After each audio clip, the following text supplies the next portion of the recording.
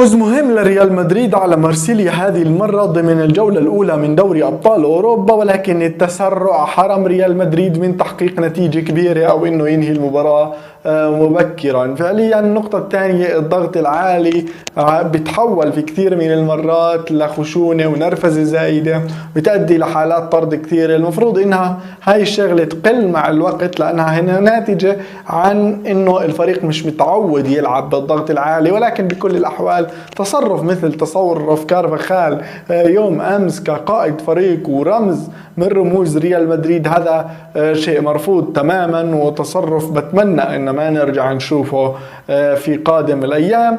وفعليا بالنسبة لموضوع جلوس فينيسيوس على الدكة اللي ممكن يكون ايجابي في كثير مرات وقرار صحيح في كثير مرات، ولكن مرات اخرى ممكن يكون مجازفة غير محسوبة، خاصة في دوري ابطال اوروبا، وانك تخسر بعدم وجود فينيسيوس، فهذا ممكن يكون له تأثير سلبي عليك اعلاميا. وفي لك اي مبرر لجلوس لاعب مميز مثل فينيسيوس على الدكة، خاصة انه لاعب بيصنع فرق وبيأثر مباشرة بمجرد دخوله. والبديل ماستنتونو رغم أدائه الجيد كان واضح عليه قلة الخبرة. نتمنى في قادم الأيام إنه تشافي ألونسو يحقق النجاح المنشود والأمل المنتظر منه.